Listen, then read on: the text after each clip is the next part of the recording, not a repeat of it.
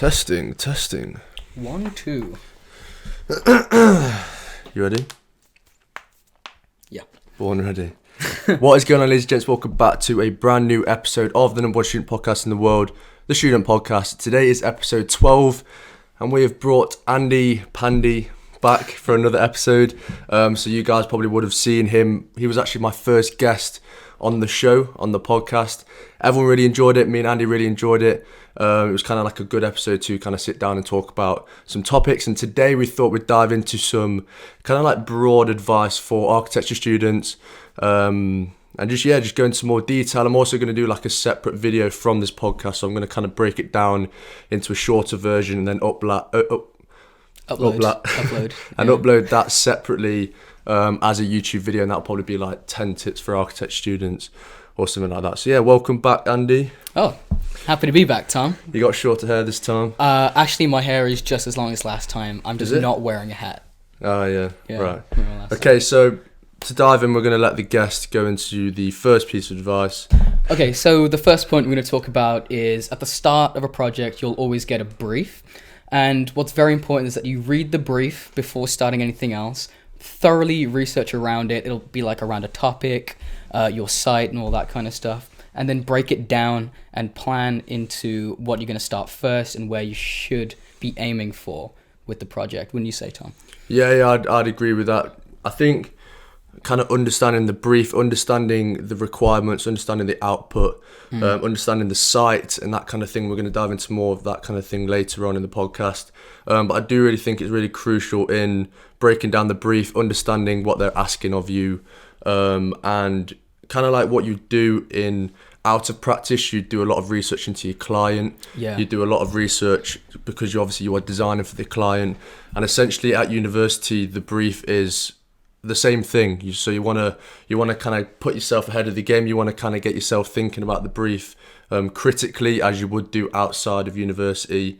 And I think that would set you up really nicely for starting a project. Even if it's a really short project, you still want to do a lot of research and really read into the brief. So usually what I do before kind of starting a project, well, the first thing that I do is actually make notes from the brief. I'd kind of break it down into my own words to make me understand it a little bit better, because sometimes the briefs can be quite confusing. They can be quite extensive and long and just quite confusing. So if you break it down into your own words, maybe highlight some bits that you find important and that you want to go further with, and I think that is a good piece of advice. That's number one. For that first one, I do actually agree with the taking notes part and writing down the keywords from the brief that you think are the most important parts. Yeah.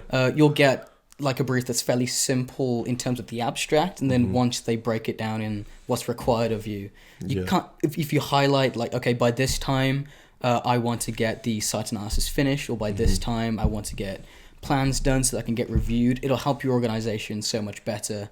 And also, if it's something you're not entirely sure about how to do, then you can read up on it. You can experiment a little bit. Then you can ask for people for advice on how best to show whatever you're trying to, show in your portfolio, that kind of thing. So definitely breaking it down as much as possible, reading up thoroughly, just understanding what the brief is actually asking you to do. Yeah, and a lot of the time they'll actually on the brief they'll actually leave some references as well of books, which personally I've never actually gone and picked up a book from the brief. Okay. But I will say read every single book on that, because they're all useful. It'll save so much time. But that also depends on like if you're a reader and you'll be able to read all those books in time, or whether you're someone who is more comfortable searching stuff like online for a little bit, or asking people, or really trying stuff hands-on. But I definitely recommend reading those books, because they will help you get to grips with the actual theory and what the brief is asking you to do a lot quicker than someone who wouldn't. Well, that was something I was going to lead on to after I mentioned I hadn't read them. So definitely read those books. Like I mentioned, it's not something I have done previously, but I'd highly advise people to do that. Reading is essentially really important in any project. If you're doing, maybe if you want to have some research backing up your process and your theory side of things, even if it's looking at architecture, like physically and actually how to design your building, either way you do want to do a lot of reading, and reading the references from the brief would kind of start you off nicely for that. And you also mentioned planning out the weeks ahead, which is going to lead me into the point number 2, which is going to be plan out the weeks ahead, and basically time management and like the importance in time management. So for me, one thing that I would do and I advise people to do is kind of create like a rough schedule for each project, just to kind of keep you on track. So it doesn't have to be like really specific, doesn't really have to be like really regimented. But what I do, I kind of look at the output. So you need your site plan, you need floor plans, you need a section, maybe you need a detail, maybe you need some visuals. I mean, do you ever really stick to your first initial timetable? Oh no, you never do. But it gives you a rough kind of outline of where you need to get things done, when you need to get things done. Yeah, exactly. And then obviously when it comes to the final week, you don't have everything to do. If you've spent maybe you've spent like 2 weeks on one drawing and when you should have only spent a few days on it. It kind of roughly will set you up for the project ahead to make sure you're going to keep on top of your work, and to make sure that you're not going to leave your work to the last minute, which I think is key, because I think that's where the added stress comes with architecture. A lot of people don't actually do the work up to the deadline, and then when people talk about the all-nighters, when people talk about being up late, usually that happens when you're not on top of your work, and you kind of leave it all to the last minute, and then you're in this situation where you've got to do 10 drawings in 3 days and you can't sleep physically. From a time management point of view, it does not work. No. You can try like your best, but if you actually spent a lot of time on it and you planned ahead, it would be so much better, wouldn't it? Yeah. For sure. I was just about to make a point, is that the whole time management aspect is very important, especially when you're studying architecture, because the really valuable aspect about having an architecture degree is the research, the experimentation, the presentation, but also being able to organize yourself to plan out your time wisely, so you can always prioritize something that you know will take like a little bit longer, because we'll always have maybe like a few visuals, but if you don't know how to do them properly, then you can use that time to say, okay, this isn't my strongest point, I will do like maybe a rough one and then develop that, or go ask people, read up on it. So if you plan ahead to say that I want to get this, like you want to get your plans done by a certain time, that means that you can either finish it sooner, or if you meet it, you can give yourself enough time and plan ahead just that you want to improve it, that kind of stuff. Yeah, and also time management is a skill. So if you can develop that skill throughout university, going into a firm, going into a job, when you've got a skill in a time management, you can say that I have got a skill in time management, and it will help you in getting a job. It will help you organising yourself outside of university, when you're actually earning money, when you're actually doing live projects, when you're actually designing buildings that people are actually going to use. Building up them skills throughout university and school or anything like that is really, really important, just to set you up for the future, not only just to finish your projects in uni, but to also get you kind of prepared for the outside world. For that professional environment where you have very, very strong deadlines, money's on the line, and people are counting on you. And the better you can organize yourself now, like while you're in architecture school or thinking of applying it, then the better and easier it will be later on. I'm currently in a different job than I was before, and time is like something that exists all the time, because you do take a little bit longer doing something, then you have to give yourself like a little bit of contingency to say that, okay, I could finish this today, but you can tell, like I tell my boss to say that, okay, I can get this finished today, but we'll have a look at it again, and then I can finish it like the next morning when I'm back in. So having like the idea of how you organize time is a very, very valuable thing. Point number 3 is going to be, don't overcomplicate your project. So obviously when you're studying architecture, you want to be designing something crazy. You see all this architecture outside of uni. You kind of look around, you think, oh, it'd be amazing to design something that's got things going underground, going left, right, flying and centre. Buttresses, 3 tube networks, maybe like some wire work on the top or something. Like it's all it's all the Bilbao Museum, where it's all like curved plates and stuff. Very complicated, but it was designed by somebody who was very well experienced.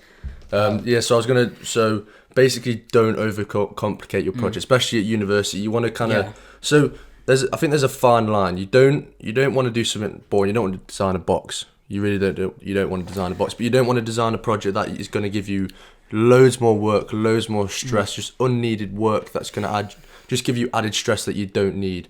So my piece of advice is to keep your projects fairly simple, but make sure you really do nail those projects. So make sure that they're really detailed. You know every single thing about the project. If you come to present your work and someone asks you a question, why have you done this, why have you done that, you will know that answer because you have lived and breathed this project, and you know like the inside, you know like the ins and outs of the project. So definitely don't overcomplicate it. Don't give yourself too much work to do, because at the end of the day that is not necessarily going to correlate to a higher mark. Maybe even if you've got a simpler project but you've done everything in so much more detail and you know it inside out, that might get you further than having a really complicated project which you don't really know too well. So definitely don't overcomplicate your projects. I've done this myself, and I regret it, because you get about halfway through the projects and you're kind of thinking like, I've given myself way too much work to do. Especially, I know the whole thing about the curved buildings.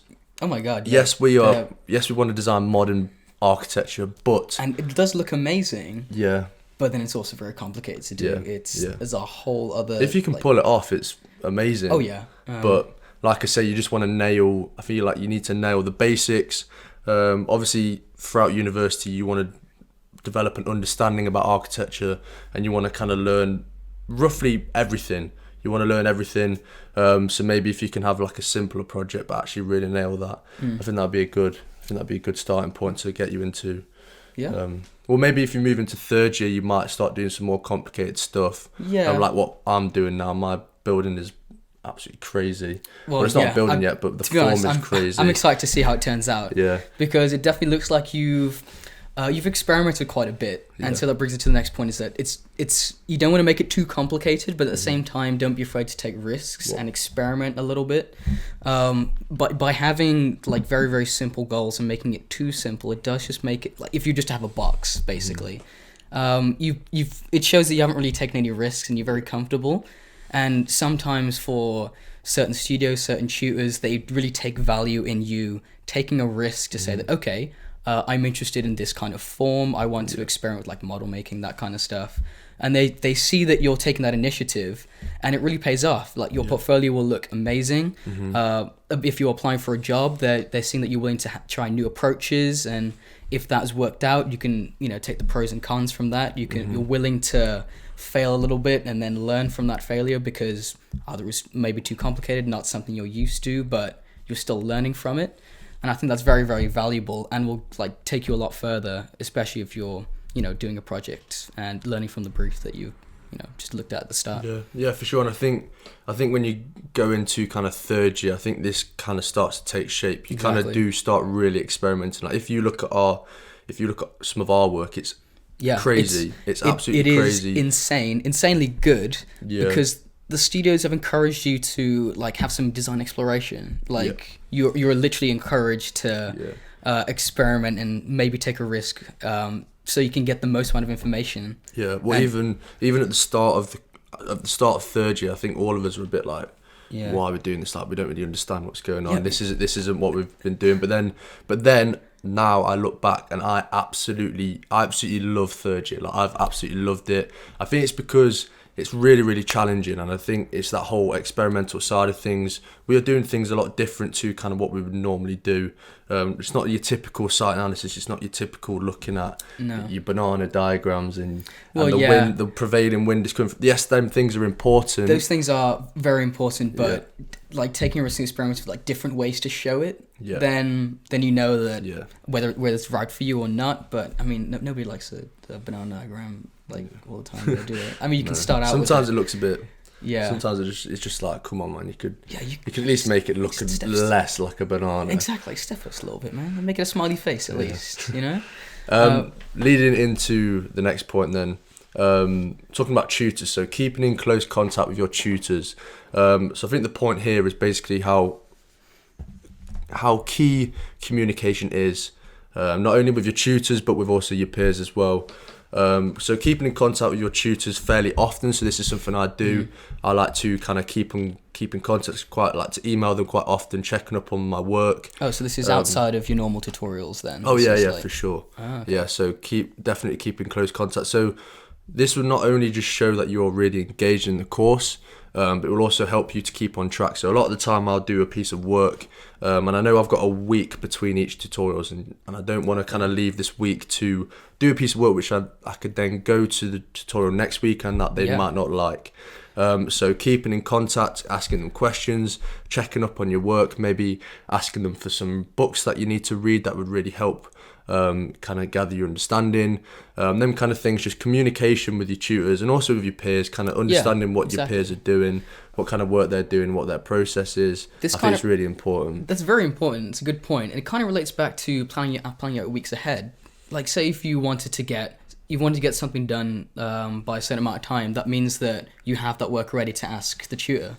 And the more times you're in contact with them about it, the more they'll know of your project, which means you don't have to present it to them again every time you meet them, you know? Yeah. And when it comes to presenting, if you've kept in close contact with them and they know your project pretty well, say when it comes to presenting to some external tutors and you maybe forget something, or you've kind of gone off track a little bit, maybe they might help you kind of divert you back on track because they understand your project a little bit better. Yeah. They can help you more because they understand what you're doing, basically. Well, yeah, they understand your project and they understand you. Yeah. And you're going to be with this tutor for at least a year. You'll be seeing them around for at least maybe like a year, depending on like whether they stay or not. But you have to build a relationship with them so that they know what you're about and what kind of style you want to go into, the way you do things in your work ethic. That way they can understand whether you need more help in certain areas and just generally give some advice as well. Very, very useful stuff. I mean, just talk to your tutors. They're people. Yeah. I mean, they're a little bit scary at first, but once you get to know them... Oh, yeah, for sure. First year, it's quite daunting, obviously, speaking to tutors. You don't want to kind of say the wrong thing. You don't want to look like you don't really know what's going on. But I think that leads me to kind of don't be afraid to question your tutors as well. If they give you a piece of advice, if they've led you kind of down a certain route, ask them why. This is not only going to help you in obviously developing an understanding about architecture because they can give you obviously their experiences, but definitely just ask why, kind of understand why you are doing things rather than just doing something because they've said to do it. Trying to understand why you are doing that, and really don't be afraid to ask your tutors questions because I think throughout first and second year it's quite easy to do that and kind of just drift through the course and just knock things off the list. But then obviously when you're coming to third year and going into a practice, you do want to kind of understand why people are doing things in a certain way. Maybe if you go into a practice and they work in a different way to someone else and you're not really if you can't really understand what they're doing, you want to be able to ask them why. And I think asking your tutors is kind of like a good step to doing that. Yeah. Also another point, like be nice about it as well. Yeah, for sure. Definitely be nice why? about it. Yeah. Okay, why am I doing tell that? Tell me right now. Like I hate this. Oh yeah, obviously be polite. Like we are. Yeah. We're humans. You got to be nice to people. Bit of politeness. Like a general piece of like. Yeah, a bit of politeness goes a long way. That's how you build a relationship. You know, be nice to them. They'll be nice to you. Oh yeah.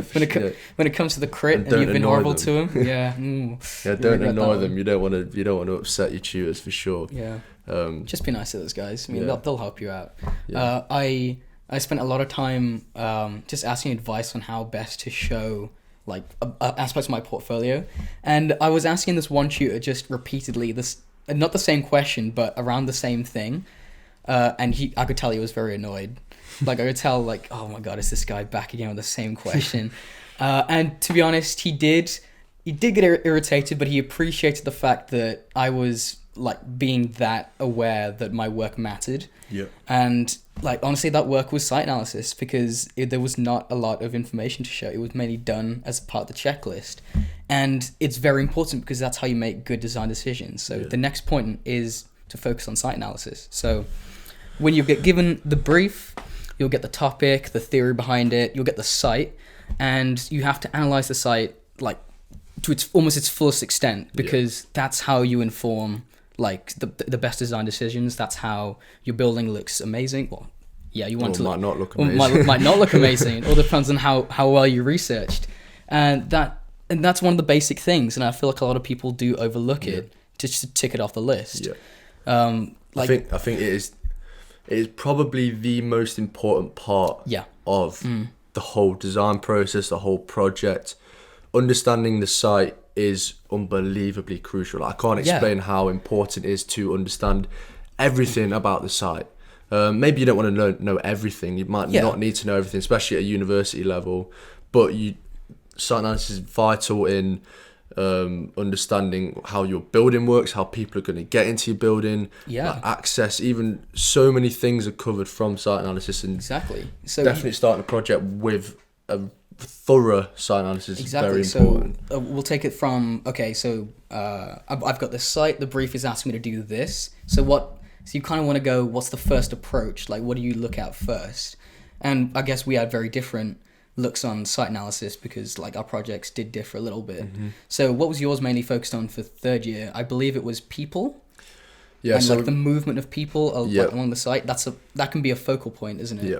So, but initially what I did some initial kind of broader context research, and I looked at right outside my site was a bus stop, so I thought, right, I'll do some research into the bus routes. You're making those connections.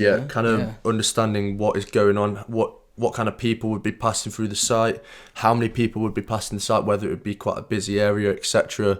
And then I also did some research into kind of residential and non-residential areas. So around Digbuff, it's quite industrial. Yeah. There's not many residential areas around Digbuff, but towards my site there was actually 2 schools, so I assumed that there'd be more residential places there. So I did some research. So I did some research into that. So you can't be assuming. And then I did some research into that and understood that there were some more residential areas around my site, and I kind of felt like there was quite an interesting intersection point between like a more industrial side of Digbuff and more into the residential areas with the schools, etc. And then with this bus route going directly through the site, I thought, right, well, movement might be quite important to this. Yeah. So then I started doing some research into people, into the movement of the site, and my whole project basically came off the movement of people and basically based off this one person that walked through my site, how his leg moves, what direction he's walking in, what speed he's walking at, and then I went into really, really small details, which allowed me to create my form. The fact that you went to the details of like the person moving as well, like, and yet you started from just movement on the site, and you extended that to the closest detail of the kinematics of a leg and stuff like that. Yeah, the double pendulum swing. Pendulum swing, yeah. And that's the kind of interesting stuff that you can get into if you just start your site analysis enough. And that's a good lesson from third year. And if you start that out even sooner, then just think of the potential of the projects, man. Just think how amazing that would be. And I don't think, so for me, I couldn't just, I want to focus on the movement. I couldn't do that. I had to find... So I had to do my initial research of the area of the site. I did research about Birmingham, about Digbuff, and it kind of led me into that kind of topic of movement because I'd done this initial research. So when you do your site analysis, you'll notice that you will do like a broader context research, and you'll kind of start narrowing down into kind of like smaller and smaller details, which will then kind of lead you into kind of the research you were doing, your form, and that'll lead you into like who's going to use it. That's also going to lead it into the form, but then how it fits onto the site that you've been given. Is it going to be like one place? Is it going to be split into a few? It's one of those. It's just those few basic aspects of looking at the site to make a very good design decision, and that'll make it so much better in the portfolio because you'll have that narrative of like, I started at this point. Narrative, yeah. You start at one point, you take it at each stage, and you find out the reason that you did it, and then you get to the end point. It just makes so much sense. Yeah. And it just looks so good as well. Like, create a story. Yeah, create a story. Yeah, sure. I mean, we all love creating stories. Stories are great. So the next point we have is professionalism. Yes. So professionalism goes a long way for sure. Like whether that's your attitude at university, so how professional you're acting, or whether that's actually the presentation of your work. Professionalism is vital. Obviously, like we've mentioned about going into kind of firms and stuff, understanding this at a university level is obviously key for setting you up and going out into the real world, etc. So attitude. So actually, in third year, we've actually got marked on professionalism. So obviously like actual marks. So the grade boundaries, obviously, or the grade is broken down into 25%. Yeah. And one of the 25% is actually professionalism. Oh my gosh. So that's your attitude at university. So attitude of the course. Yeah, that's also. And that's also I guess it's your like enthusiasm and perseverance and attendance. Yeah. It's like a very basic. All of it comes into one. And then obviously that comes in with the presentation of your work, so how professional your work is, the communication, whether that's the verbal presentations or the actual presentation on the board. And I think that's a really kind of clever thing to do for them to kind of incorporate that into the marketing scheme, because it really does encourage people to be a lot more professional. Well, because when you're employed or you're working at a firm, like the more professional you are, the more they'll kind of see that, okay, this person's actually serious. Yeah, you know, and they know what they're talking about. Know what they're talking about. And they're confident in what they do. Exactly. They've got the ability. So yeah, professionalism is key. It will get you a long way. Even in going to just in general life, going into interviews and stuff, you want to come across professional. You don't want to come across the person kind of slouched there at the desk and not really wanting to be there. You want to show that you're engaged. You want to show that you are interested in the subject, willing to learn. And even with the presentations, just making sure things like colour, font, orientation, kind of size, just all them little kind of details to make your whole board look quite professional, was really, really important. That goes throughout the whole of university, from first to the 7th year. Professionalism is just really, really key. It is sure. Literally everywhere. And it's not to say that you should focus on it all the time. It's also very taxing to say that, oh my god, is this really professional? Like, oh yeah, you gotta have your messy work. You gotta have your experimentation. You gotta have the few sketches and stuff in there. Like, those will also go a very long way. Those will show that you are caring and you're willing to take it through those stages, but to a high degree that you're proud of the work that you do. It's actually funny you say that, because so for my final presentation 5 weeks ago, I actually got not marked down, but one of my feedbacks was actually I needed to include messy work because my work was too neat. So I guess there's finding that balance between the professionalism in your presentation of work. But I guess what they kind of meant is that the messy work, the sketchy work, they knew I had, but I hadn't included it. And it kind of, those drawings, that kind of sketchy work is really important for the process of my project. And I hadn't actually included that on my presentation. I hadn't included that in my portfolio. And it's really important for you to include that kind of work just to show kind of how you've got from one point to the other. And it's kind of important to show that process. And obviously not everything has been perfect leading up to the process, and you want to show the ins and out of how you've got there. And I think that's really important. If you look at all the amazing buildings that you see right now, buildings by Zaha and the Bilbao Guggenheim, those all start out as messy sketches on a napkin, that kind of stuff. And it doesn't matter whether you don't like it or not. It's still vital you put it in just to see where your inspiration came from, just to see where the form or the shape or the movement came from. It's very important stuff. And what's funny is that I didn't want to include my sketches and stuff in my portfolio when I went for my interview, but the ones that I did include were it was that they picked out to say what they liked, not the really, really neat stuff. So I spent so long trying to make it look professional and making it look almost clinical to a degree that it just didn't look like it was a very good design decision, because they couldn't really see where it started. I didn't have the sketches in. So we're very, very much opposite ends here, is that your work is naturally more refined and clinical, and you have to go back and make it slightly messy. Whereas I guess mine is messy all the time, and I have to make it really, really neat. I think it's because I'm very much a perfectionist, and I like everything to look perfect. I mean, you got some good graphic skills. But that can hold you back. Do you know what I mean? It can hold you back. Alright. Okay, so the next point brings us to the balance between software and hand drawing, model making, and sketching. And what a lot of people think when they come into architecture or come into this field is that you have to know all the software before going in. And then once you get there, you feel like you're going to be using it all the time. But that's just not really true. Like we're just saying, the sketches go a very long way in saying that you're trying to portray where your idea started, and then you can put that into the narrative to say where it will end. So what I'm trying to put across is that when you're working, eventually once you've got your degree or you've got some work experience, software is key and your skills are important, but the hand drawing, the model making, the sketching is very good in, when you're studying, to show where ideas come from and to kind of show the theme that you're trying to portray. At the pinups that we had, a few weeks ago now? Well, a few days ago now, actually. Yeah, last week. Last week. It wasn't all stuff that it's clean rendered. It wasn't all stuff that you could clearly see that it was just done in Photoshop and Revit and AutoCAD. It was all it had that, but it also had a lot of models, and it also had a lot of sketches and collages and different ways of sharing information and your design ideas and what the themes you were trying to explore. And it was a lot more creative, and to use just software does kind of hinder your creativity a little bit, in my opinion. For sure. 100%. And in this, you have to be creative like all the time. Yeah. So the more range and mediums you have, not just software, the better you'll be. Like you'll go so much further. I think that leads on from like the earlier point of saying taking risks and experimenting. Yeah. And I think it is vital in experimenting to build up the skills. And not only, you don't want to be the architect that can only use Revit or you can only use softwares. You want to be diverse. You want to be kind of, what's the word? You want to be flexible. That's the so if someone asks you, maybe could you make a model for me? And that's fine. I can make a model. Can you do some sketching and sketch down some ideas? Yeah, I can do that. Or can you do some renders on Revit, please? Yeah, that's sound. Do you know what I mean? You want to be able to. You want to be quite diverse. You want to be able to have like a different skill set. You want to have quite a broad skill set. Sorry.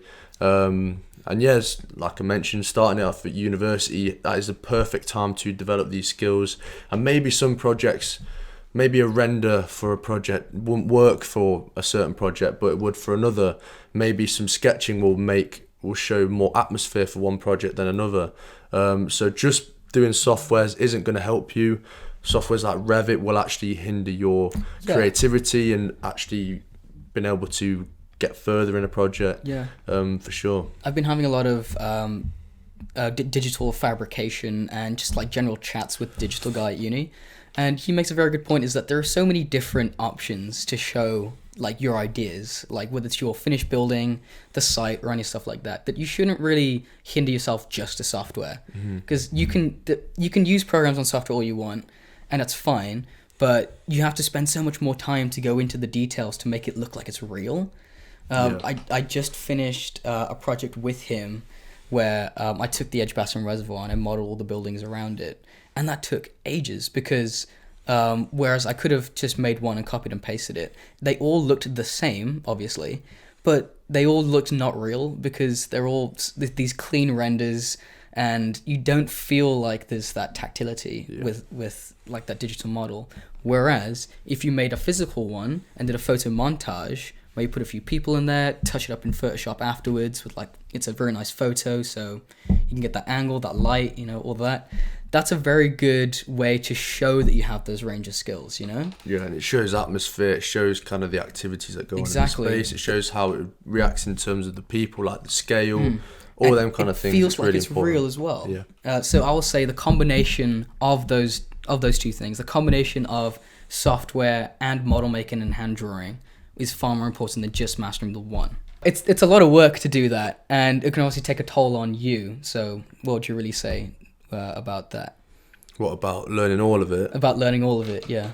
I think it's difficult. I think for a lot of people and a lot of firms, a lot of people go into a firm and they'll think, right, I need to learn all the softwares because this firm need me to learn, say, like Revit or AutoCAD, but another firm will actually want Rhino, or another firm will actually want SketchUp. So and I think naturally you want to know all that stuff. I think it is important to understand all of the softwares, to understand a lot of skills and actually have a wide range of skills, and just but also at the same time be really good at one as well. So you want to be really skillful in one, so that yes, you can be quite diverse, yes, you can do all of these things, but I am really good at this. I think that's important. I think you do have to spend time building up. Like say this year, I don't know Rhino at all. But you did use it. But I've never used it. You've never used it. Oh, okay. I've tried to briefly, but I've never really understood it. However, I can't bring myself to use Revit because I know it's gonna hinder me severely in this project. So there are those constraints. So in the next few weeks, I'm going to teach myself Rhino. Okay. Just because I have to, and I know I don't have to, but I know that it's going to save me a lot of time in doing renders, in doing plans, that kind of thing, and I know it will help me in the future in terms of going into practice and that kind of thing. So I think when you go through a project, you will understand what softwares would be more useful to you, what will give you, what will give you, what won't give you. And I think, just testing and being experimental with each thing is important. And that leads us to the next point, and that is going to be get some sleep. So all-nighters... Man, we all need some of that. Yeah, well, especially architect students. Yeah, exactly. That's what I mean. So obviously an external person looking at architect students, you'll understand that maybe we don't get much sleep. Maybe we are working all the time. We are working late all the time. And a lot of the time that is true because we are working all the time. However, like I mentioned earlier with the time management, if you keep on top of your work, maybe you can reduce the amount of all-nighters you have. Maybe you can keep on top of your sleep. So for me, I perform so much better when I have a really good night's sleep and then I get up maybe a little bit earlier the next day and kind of have a really, really productive day. So for me, I always tell myself that I have to have at least 7 to 8 hours sleep a night. Okay. Even if on like a deadline week, I'm trying to push myself to go to bed a little bit earlier. So what I try and do is, say it'll get to 12, 1 o'clock, I think, right, I need to go to bed now. Yeah. I don't want to stay up too late because I know that I'm going to be absolutely knackered the next day and I'm not going to be very productive and it's just going to be a mess. So what I try and do is go to bed a little bit earlier, but then wake up a little bit earlier the next day to kind of start the day off well. Rather than going to bed at like, say, 3, 4 o'clock every night and then get up at 12 o'clock every day, especially in months like winter when it gets dark at 3 o'clock. Yeah. Just for your mental well-being, your physical well-being, it's just not great. Kind of just having those 3 hours of sun in the day. So getting sleep is vital. It is, yeah. Well, it affects your circadian rhythm. Exactly. Well, yeah. I've done a load of research on that recently.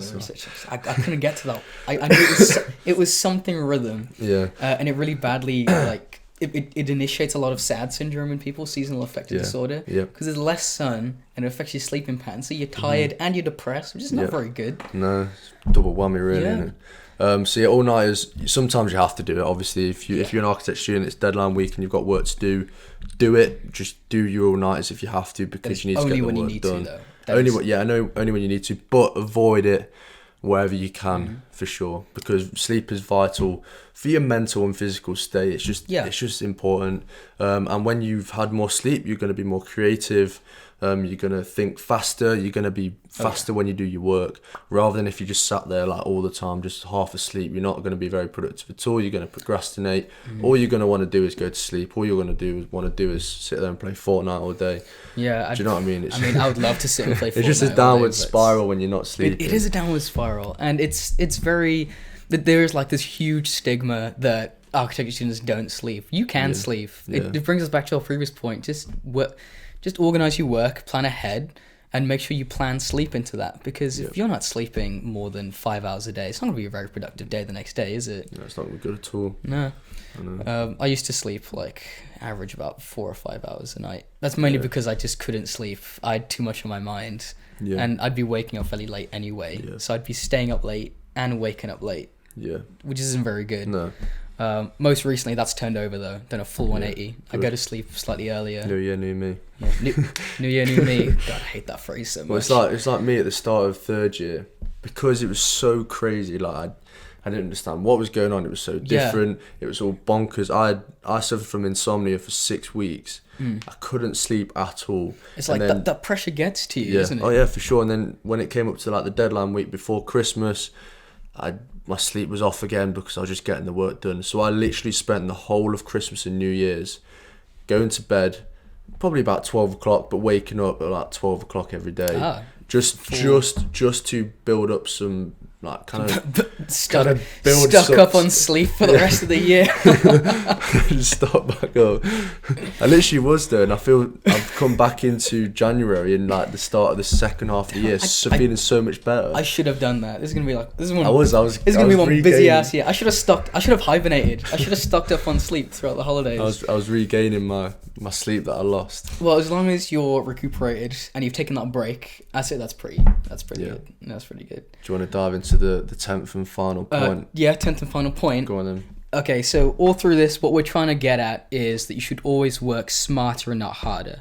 So working hard is great, and people will say that you should work harder, but you don't factor a lot of things into that phrase. Like if you work harder, like how do you factor in organization and sleep to say that you need to work harder on this one thing? You will naturally go, okay, I'm going to spend like 4 hours on this one thing when you probably don't need to.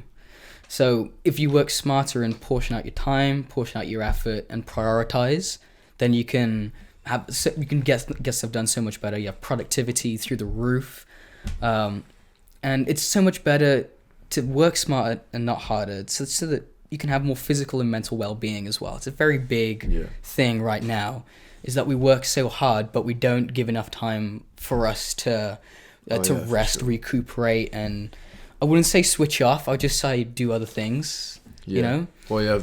I think honestly, this is probably the biggest point that I've said to people recently.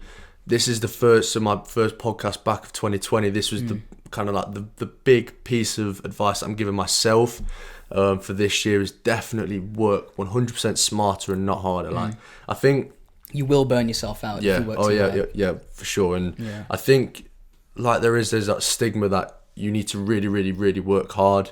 But then I feel like you can get past that point of you are working stupid amounts of hours, stupid amounts of time. You are not seeing your friends. You're not going out enjoying yourself with your family. You're not going to the gym. You're not doing anything with your life apart from working.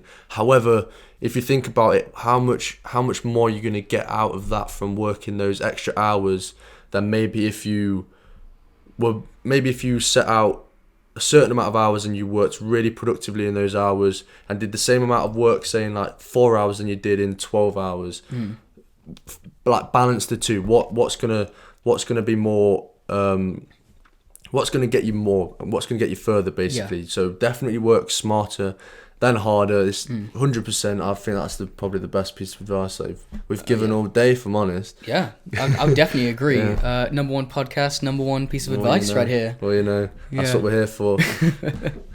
The key thing about that is just a little balance. Yeah, balance. Balance will make work-life balance. Work-life balance. That's actually a very big thing in work as well, is that they pitch that you have the freedom to have a good work-life balance, because it's such a thing that doesn't exist enough in like the professional work environment, is that you work so hard, but then you don't have enough time to go for a run if you wanted to, or prioritize eating healthier. You just start eating loads of crap and not drinking enough water, that basic thing. And just spending time with your family.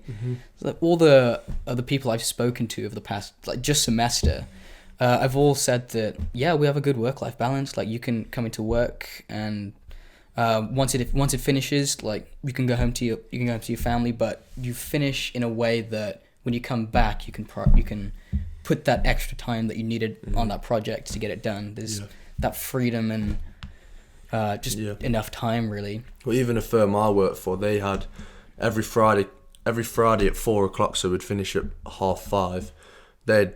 One person every week would go around with a crate of beer and give out a beer to everyone. It's just kind of like that way to kind of wind down for the week. Yeah. But even little things like that can make you feel better in a working environment. It can make you feel more relaxed. Oh, it's like and they had a thingy table. Pool table. Oh no, table football. Table football table. So at lunch, like quite a few people would go around and play. I was looking at you doing this, so I was like, wait, is that pool? No, it's not. There we go. But even those little things in a working environment can make things just a better environment, you know what I mean? Yeah, exactly. To kind of enjoy yourself with your peers, understand, kind of getting to know people you work with as well, getting to know your students, other students, having times where you will socialise with your other students. Like our uni, they do like the Christmas ball and that kind of thing to socialise. The Christmas party, the summer ball. It's all a reward system that you've worked so hard throughout the term. And then you have like this thing at the end of the semester to wind down as a reward, to say that you've worked really hard and you deserve to have this break. Yeah. Because if you do work really hard, you do deserve a break. Yeah. And if you work with that reward system, that if you work really hard for this portion of time, and I will put some extra time afterwards, but right now I will take a break because you will feel better coming back. If you work really early in the morning, then you can put some time after you finish to have breakfast. You can watch some YouTube videos, watch or listen to the rest of Tom Rowntree's podcasts, then go to university and kill it throughout the day. Come back, wind down, listen to more of the podcast, watch more videos. Then after that, you can bang some work and go to sleep. It's like, it's a good cycle, that. Yeah, it's very good cycle, actually. That was good. That sounds like a good life, that, actually. Yeah, it's my new cycle for this year, is to watch and listen to more Tom Rowntree, because it's some very good stuff. The number one student podcast in the world. No. What was I going to say? The final thing I wanted to say was... number one podcast in the world. Work hard, play harder. And I think that's going to be a wrap on today's episode. Thank you as always, Andy. Oh, it's always my pleasure. Coming on. I think it's been a really good podcast. I'm not going to lie. I think we've dived into some really interesting points. So if you found it interesting, please drop it a like. That'd be much appreciated. If you have any more questions, I'd say drop in the comments. Yeah, for sure. If you've got any more questions, obviously I always try and answer or reply to every single comment that someone comments. Or if you want to message me on Instagram, it's @TomRowe. And I will answer all of your questions, or I'll probably might even do like a Q&A on one of the videos answering all you guys' questions. But yeah, if you've got any questions, just let us know. I'm sure Andy wouldn't mind answering some questions in the comment section either. So yeah, thank you as always for listening to the number one student podcast in the world. Appreciate your, I don't know where I'm going with this. Participation. Thanks for your attention. Thank you for listening. There we go. And that's it. Peace. Bye bye. Love you all.